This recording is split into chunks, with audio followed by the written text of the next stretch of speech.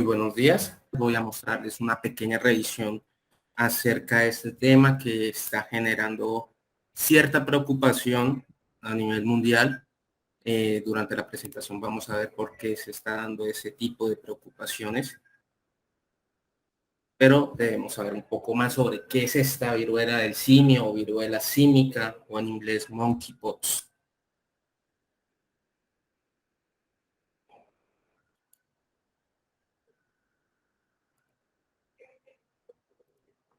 Bueno, como datos para conocer, es importante saber que este es un virus de tipo ADN bicatenario.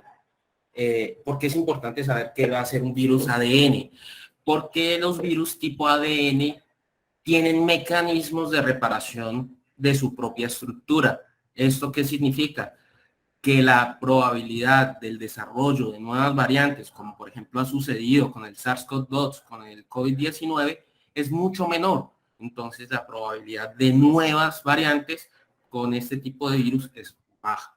Pertenece a al género de ortovirus, familia Posviridae, y pues tiene un tamaño entre 190 a 200 pares de bases, lo que significa que es muchísimo más grande que el virus del COVID-19.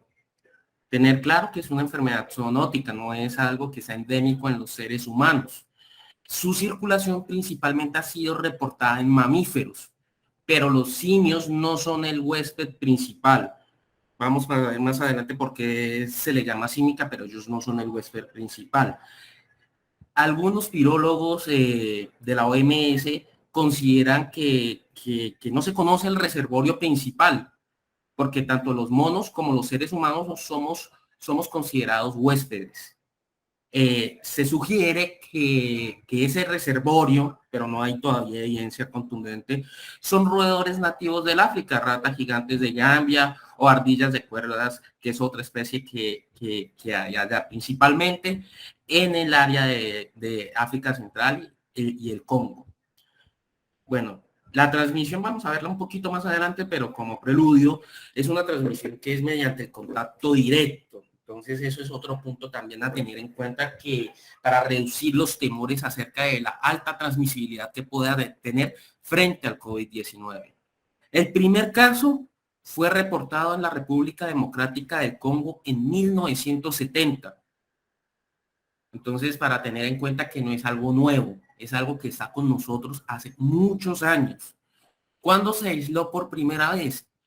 En 1958, según algunos documentos, cuando todavía se estaba estudiando nuevas formas de la primera generación de la vacuna contra la viruela. Entonces, esta primera generación, en un laboratorio de Dinamarca, estaban analizando a unos macacos que fueron importados porque tenían ciertas lesiones que eran compatibles con la viruela. Y cuando realizaron los análisis genéticos de esta variante, se dieron cuenta que no era la viruela clásica que todos conocemos y estudiamos durante pregrado, sino que era una variante distinta en este grupo de macacos. De ahí es que viene el nombre que sea monkeypox o viruela del simio. Entonces ahí fue como se originó ese nombre. En la última década se han determinado dos puntos donde hay más casos, que son África Occidental y África Central. Y a partir de eso también se diferencian las dos variantes que conocemos. El mayor brote registrado que se tenga en cuenta está en Nigeria, en el 2017 con 132 casos. Pero han habido casos esporádicos en todo el mundo. En Estados Unidos en el 2007 con 47 casos, en el 2021 un caso, en el Reino Unido, en Singapur. Han habido casos en distintos países. La mayoría de todos estos casos han sido por exportación de animales, pero más adelante vamos a ver eso. Un poco más de lo que les estaba mencionando. Estas dos variantes que nosotros conocemos son las de África Central, que principalmente es en la cuenca del Congo. Muestra una enfermedad más grave y según las series de casos, porque no hay estudios muy grandes,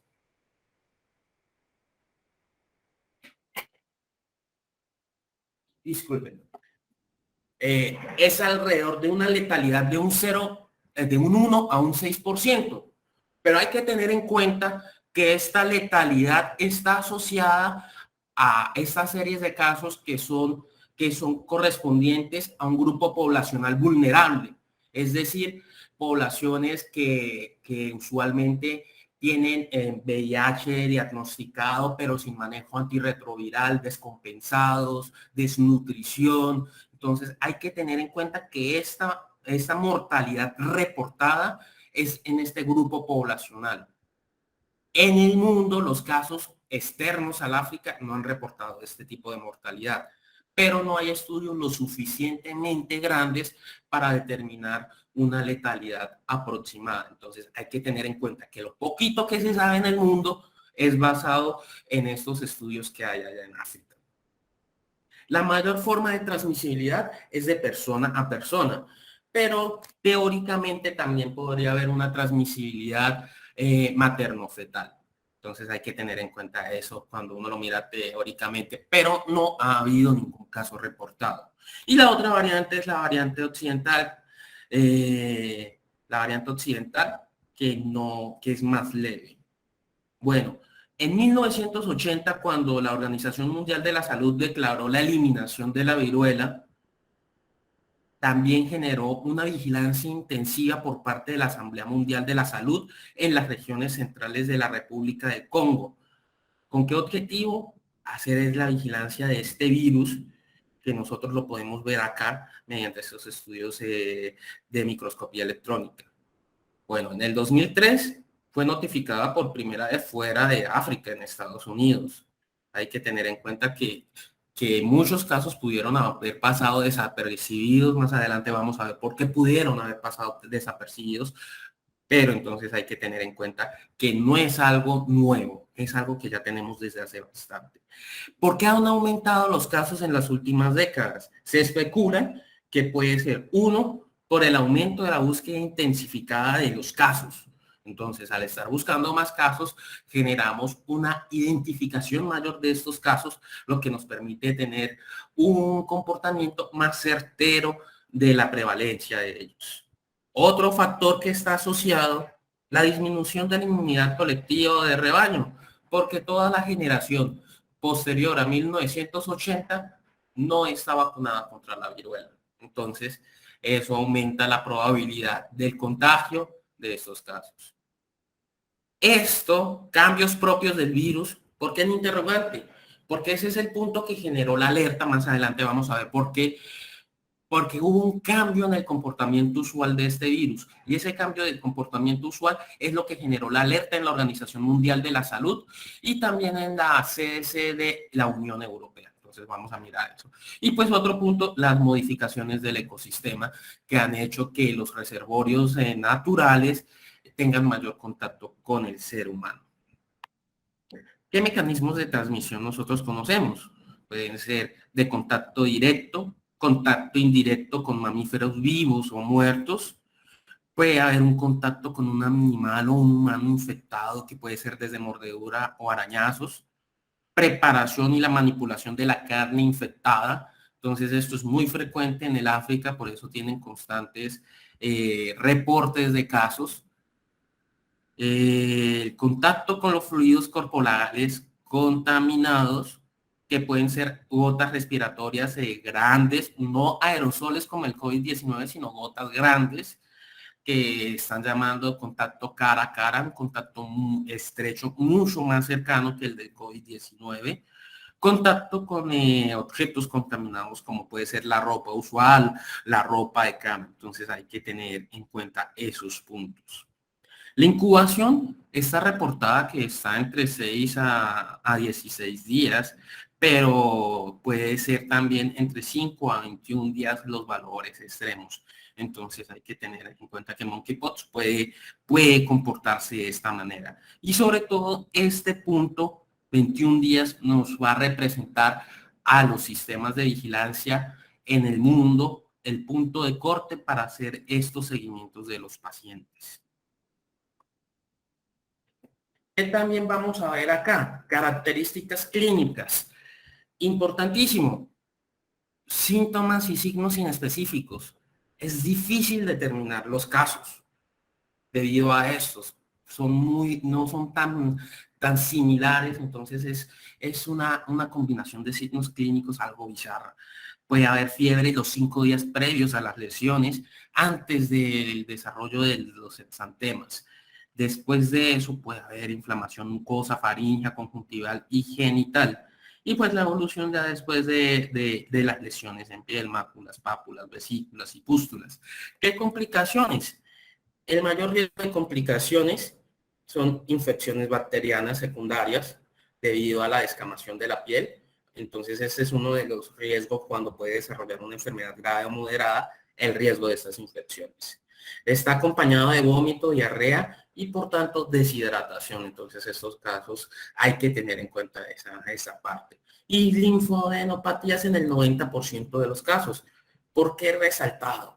Porque este va a ser uno de los puntos importantes para el interrogatorio de los pacientes. Según lo que nos dice la literatura, estos pacientes desarrollan unas linfadenopatías muy marcadas, que cuando se le pregunta al paciente que si ha tenido ganglios, si ha tenido algo, él mismo lo dice, sí, los tengo, son dolorosos. O sea, es un punto que podría ayudar a esa anamnesis cuando se sospeche de un caso de viruela del mono.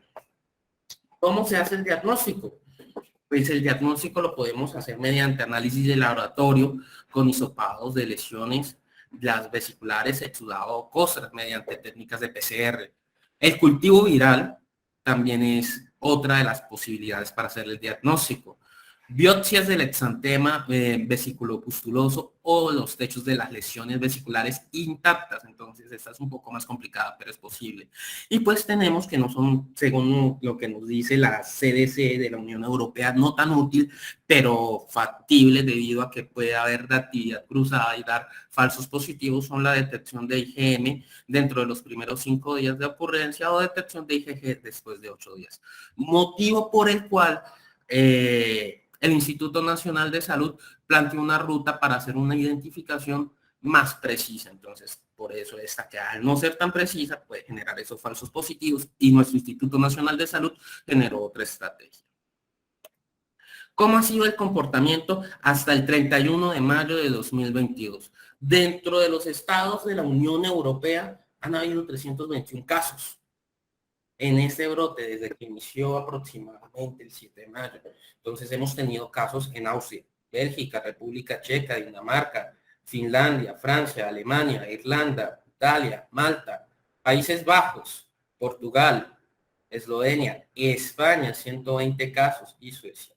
Entonces es muy importante tener en cuenta que eso fue un comportamiento atípico y eso fue lo que empezó a generar esa alerta. Todos estos 321 casos dentro de la Unión Europea están relacionados con ciertas condiciones que condujeron a que se pudiera desarrollar estos brotes. En el mundo han habido más casos también. Hemos tenido casos en Estados Unidos y otros países. Pero ¿qué se ha encontrado cuando se ha hecho la evaluación de todos estos casos? La mayoría de todos estos casos fueron asociados a hombres jóvenes que se han autoidentificado como hombres que tienen sexo con hombres. Entonces, esto fue un punto clave para la identificación del brote y investigaciones que están en curso. No ha habido hasta el 31 de mayo ninguna muerte asociada en el momento. La mayoría de las lesiones han sido lesiones leves, lesiones en los genitales, en el área perigenital, y cuando se ha hecho la investigación de campo, todos han sido relacionados a un contacto físico cercano. Entonces ya vemos que hay unos puntos característicos de cómo se está transmitiendo. Se han dado casos en múltiples países, pero han habido 3 puntos importantes, que han sido unas fiestas organizadas por el Orgullo Gay en Madrid, España, Islas Canarias, España, y Amberes, Bélgica, y que a partir de estos casos es que se han relacionado epidemiológicamente el resto, o no el resto, sino la gran mayoría de los casos, porque hay casos independientes no asociados a estas fiestas. Entonces, múltiples casos están teniendo un nexo epidemiológico no claro, pero la mayoría están asociados a estas fiestas por el orgullo gay, donde aparentemente en estas investigaciones iniciales han mostrado que han tenido un contacto físico cercano, posiblemente relacionado a relaciones sexuales. Entonces, así fue como se empezó a transmitir. ¿Qué otros países han tenido casos reportados? Argentina a 31 de mayo 2 casos, Australia 2 casos, Canadá 26 casos, Israel 2 casos, México 2 casos, Tailandia 1 caso, Emiratos Árabes Unidos 4 casos, Reino Unido 179 casos y Estados Unidos 15 casos. Los casos que generaron alerta en Colombia fueron casos descartados ya. Entonces, Colombia hasta el momento no tiene ningún caso. ¿Cómo vamos a definir los casos? De acuerdo al Instituto Nacional de Salud, hay que tener en cuenta algunas cosas. Primero, antes de sospechar la viruela del mono, hay que tener claridad en ese nexo epidemiológico. Entonces ellos insisten que los médicos hagan un adecuado interrogatorio. Solicitan que por favor no sospechen de primerazo la viruela del mono si no cumplen estos criterios, que son que haya un nexo epidemiológico con un caso confirmado probable, pero que sea real, un adecuado interrogatorio que muestre una asociación, que tenga antecedentes de desplazamientos a ciudades con brotes. Entonces en Colombia no hay ninguna ciudad con brote por el momento. Antecedente de viajes a zonas endémicas. En el momento la zona endémica es África, entonces que pregunten si fue a África. Entonces el Instituto Nacional de Salud dice, primero pregunten esto antes de sospechar viruela del mono.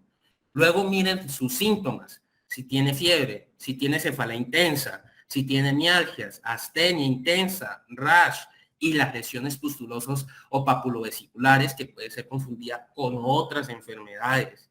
Y sobre todo la linfoadenopatía es un punto clave que puede ayudar a orientar el diagnóstico. Y pues la confirmación del caso es mediante pruebas moleculares que en el momento solo el laboratorio del Instituto Nacional de Salud en Bogotá es el único que está procesando la muestra en el país. Ningún otro laboratorio en el país lo está haciendo. ¿Cómo vamos a ver los casos? Estos son casos graves, son bastante alarmantes, pero generalmente son más leves, más similares a una varicela. Entonces, son casos que hay que sospechar otras enfermedades y descartar otras enfermedades que generen lesiones en piel, que genera alteraciones en piel como varicela, herpes zóster, sarampión, virus Coxsackie, Zika, dengue, chikungunya, herpes simple, impético, infección gonocócica, sífilis, chancroide, linfogranuloma venéreo, granuloma inguinal, un molusco contagioso o reacción alérgica. Entonces, la OMS y el Instituto Nacional de Salud nos dicen, piensen primero en esto y después sí, piensen en viruela del mono, sí cumple las definiciones de riesgo epidemiológico, o sea, el nexo epidemiológico, pero no piensen en viruela del mono si no ha descartado estas cosas. ¿Qué nos dice el instituto con respecto a cómo hacer la vigilancia? Entonces, la mayoría de los casos son leves, manejo ambulatorio, aislamiento en casa. Entonces, es muy importante identificar adecuadamente los casos porque la identificación de los casos va a desplegar una amalgama de acciones desde el Instituto Nacional de Salud, que si los casos no son adecuadamente operativizados, puede generar un despilfarro de los recursos y un mal gasto del talento humano. Entonces, los casos identificados van a ir a aislamiento. Estos casos se van a aislar por 21 días o hasta la desaparición de las lesiones. Se identifica a los contactos, entonces va a haber una investigación epidemiológica de campo que realiza la Secretaría de Salud municipal, distrital o departamental para identificar estos contactos. Se van a tener medidas de prevención y control. Luego esos casos van a ser notificados. ¿Cómo? Con el código 900 en Civigila, en caso de que sea confirmado, se le va a hacer la prueba de viruela símica en el laboratorio del Instituto Nacional de Salud. Va a haber también equipos de respuesta inmediata de la Secretaría de Salud en el caso que se sospeche estos casos, y entonces ellos van a desplegar todas estas acciones para hacer una recolección de la información, un reporte de la situación en la plataforma CITRED, un sistema de alerta temprana que genera acciones rápidas tanto municipales, distritales o departamentales, y vigilancia activa. Ese es el esquema que nos está brindando el Instituto Nacional de Salud. Hay que tener en cuenta eso. ¿Cómo va a ser la investigación de los casos probables, el rastreo y el seguimiento a los contactos? El periodo de incubación es entre 5 a 21 días antes del inicio de los síntomas. Entonces, los contactos se van a vigilar hasta 21 días después del último contacto que se tenga con ese caso sospechoso o confirmado. La confirmación es por laboratorio de los casos probables, no de los contactos. Los pacientes que tengan una sospecha de viruela símica deben ser aislados, porque puede ser muy contagiosa debido a las lesiones de piel. Entonces van a ser aislados por 21 días. Y un caso probable se debe iniciar la identificación del rastreo de contactos. Por eso es muy importante, si se tiene en cuenta que ya clínicamente se descartaron todas las posibles infecciones relacionadas a alteraciones de la piel, y cumple la descripción de nexo epidemiológico, que estuvo en contacto con casos positivos o estuvo en ciudades que estén alertadas con casos o brotes, o estuvo en regiones endémicas como África, entonces va a desplegarse una amalgama de acciones. Hay que tener en cuenta eso. ¿Cómo se va a definir el contacto y el monitoreo? 3 puntos claves. La exposición cara a cara, o sea, no es por aerosoles, tiene que haber contacto directo, piel a piel con la persona o con las gotas grandes de los casos confirmados. Es muy importante todo eso. O contacto con el material contaminado, ropa, sábanas, entonces la higiene y la limpieza es necesaria. El monitoreo de los casos contactos puede continuar actividades rutinarias. Los contactos no necesitan estar aislados. Se les va a hacer un seguimiento rutinario por 21 días. Y en el caso de que se desarrolle algún síntoma en estos casos, se requiere aislamiento. Y pues estos pacientes no pueden hacer donación de muestras. Entonces hay que tener en cuenta esos puntos. ¿Cómo se va a hacer esa investigación del campo? Bueno, de curiosidad para ustedes, hay formatos del Instituto Nacional de Salud donde desde la vigilancia epidemiológica de campo, ellos van a hacer este seguimiento, y un formato de monitoreo de contacto por 21 días de la forma ambulatoria que lo va a realizar la EAPD. Entonces hay que tener en cuenta eso. ¿Qué recomendaciones nos dan para los casos probables confirmados no hospitalizados? Aislar el caso, en casa usar los elementos de protección, bata, guantes, respirador, o sea, máscara N95 y protector facial. Higiene de manos, es muy importante la higiene de manos.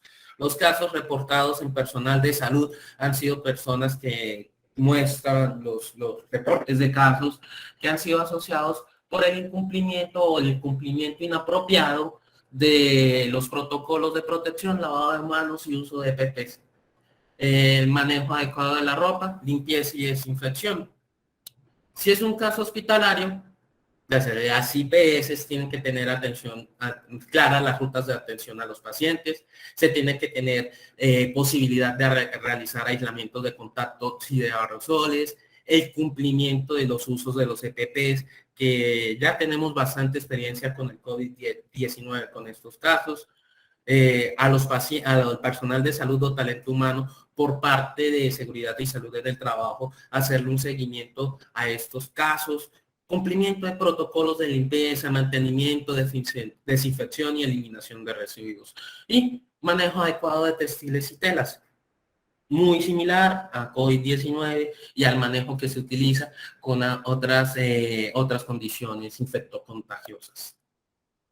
Pues para cuestiones de laboratorio, la toma de muestras, condiciones de las tomas de muestras, si va a hacer remisiones de menos de 48 horas, tienen que estar entre 2 y 6 grados centígrados. Si va a tener condiciones de más de 48 horas, debe almacenarse en menos 70 grados centígrados.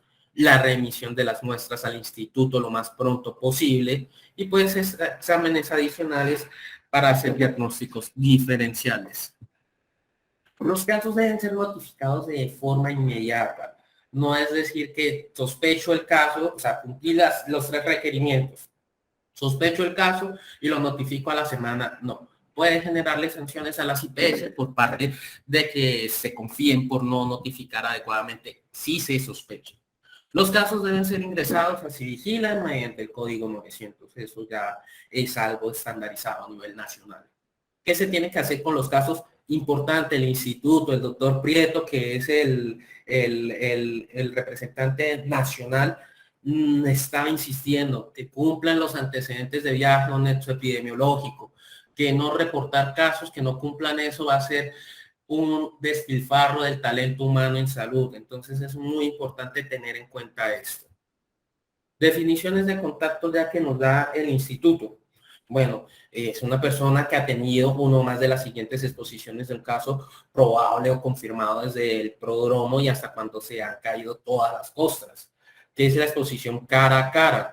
Para los trabajadores de salud hacen la aclaración, como lo mismo está la literatura, que es sin el equipo de protección personal adecuado. O sea, no usan adecuadamente los EPPs, o un contacto físico directo, incluido el contacto sexual. Cabe aclarar que no es una infección de transmisión sexual, porque no se transmite por fluidos del acto sexual, sino es el contacto físico, que coincidencialmente se dio en una fiesta sexual y por eso se amplió rápidamente en el mundo también. Y que está en alerta y en estudio para ver si hay modificaciones en las secuencias de ADN, para ver si hubo o no modificaciones, si hay una nueva variante que generó esta ampliación de diagnósticos en el mundo. Contacto con materiales contaminados como ropa o ropa de cama. Nos insiste en esto, hay que tener mucho cuidado con la ropa y ropa de cama. Y los trabajadores de salud que tengan exposiciones sin protección con pacientes de viruela símica o materiales posiblemente contaminados, no requieren suspender sus labores. Si fue un contacto, puede seguir trabajando siempre y cuando se le haga una vigilancia activa de los síntomas.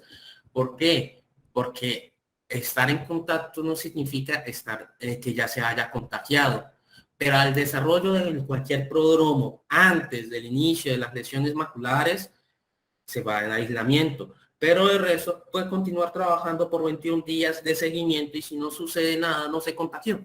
Hay que tener en cuenta eso. Los contactos asintomáticos, como les mencionaba, pueden continuar esas actividades rutinarias sin ningún problema. Pero estos contactos no pueden hacer donaciones de ningún tipo.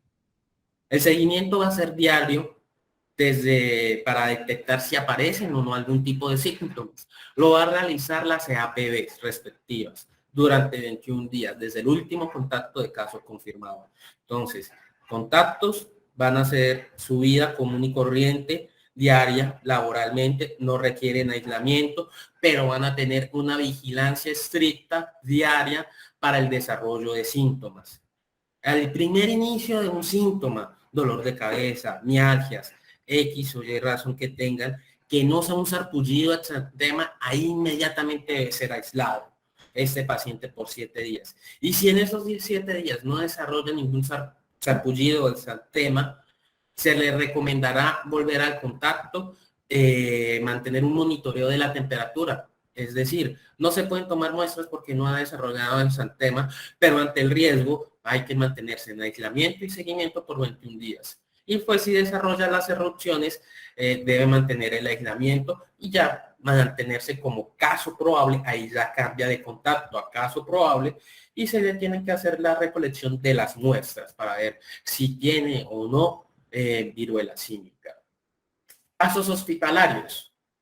Bueno, para las IPS es necesario definir los lugares de atención, las rutas de traslado y qué trabajadores de la salud van a ser seleccionados para la atención de estos pacientes. Es decir, quiénes son los que van a estar en el riesgo de atenderlos. ¿Qué serían los lugares de aislamiento? El ingreso de los pacientes deben implementar, estos pacientes deben estar en aislamiento por contactos y aerosoles, o sea, ante la sospecha, aislamiento, indicación de aislamiento, cosa que se hace con otras condiciones infectocontagiosas. Entonces, no es algo nuevo, es algo que debe aplicarse, pero con mayor alerta, estar más alerta a estos casos para hacer adecuadamente la indicación del aislamiento. Las habitaciones deben ser habitaciones con presión negativa si hay disponibilidad. En caso contrario, habitaciones individuales con un baño incluido. Y los EPPs, todos deben al entrar a la habitación deben usarse todos los EPPs cuando se hace contacto con el paciente y deben ser desechados antes de salir del área de aislamiento. Bueno, hay que usar batas, guantes desechables, N95, certificado por NIOSH, protección para los ojos. Y si se van a realizar procedimientos, se tiene que tener en cuenta que se requieren medidas de protección especiales, dentro de las cuales recomiendan que mínimo debe usar un N95 quienes vayan a realizar esos procedimientos que puedan generar liberación de aerosoles. Bueno, eso es lo que sabemos actualmente de la viruela del mono. Tanto la CDC en Europa, la OMS y el representante del Instituto Nacional de Salud nos dicen que hay que estar alertas, que esto no significa que vaya a haber una pandemia, que actualmente hay una mayor vigilancia de todos estos tipos de condiciones infectocontagiosas, que estar alerta no significa que se deba generar pánico. Probabilidades que esto se extienda a más países en el mundo son bajas en el momento, pero está todavía en estudio. Los investigadores a nivel mundial están analizando los casos para determinar el riesgo final de esto. Entonces, por el momento, no hay que estar en una alerta de pánico. Tenemos que estar pendientes, porque este no va a ser ni el primero ni el último casos nuevos pospandémicos del COVID-19 que vamos a tener noticias. Entonces, viruela del mono no es algo nuevo, no es letal, a pesar que hay casos letales en África, pero hasta el momento los casos que hay reportados en el mundo no muestran esa letalidad. Los mecanismos de transmisión, hay cierta claridad sobre ellos, no es igual de transmisible al COVID-19, está asociado al contacto físico o un contacto por gotas, entonces hay que tener en cuenta eso, lo cual disminuye mucho la posibilidad de contacto. Principalmente en adultos han manifestado los casos. El diagnóstico es un poco bizarro, dado que se parece a muchas condiciones que generan alteraciones en la piel. El manejo es netamente sintomático. Hay estudios que muestran estudios con antirretrovirales en la Unión Europea, pero no está diseminado a muchos países, solo son unos pequeños países que los están llevando a cabo y que fueron aprobados por la Asamblea Médica Europea solo para usos específicos. Vacunas, hay vacunas de segunda generación que se están estudiando, pero no hay un desarrollo actual de vacunas. Porque la primera generación de vacunas no se utiliza porque son virus vivos, entonces hay alto riesgo de complicaciones. Los estudios actuales que hay sobre vacunas de segunda generación de la viruela del mono aún están en estudios, así que no hay vacunas por el momento y no se considera en el momento que sea una pandemia. Entonces eso es lo poco que sabemos en el mundo sobre la viruela del mono. Muchas gracias.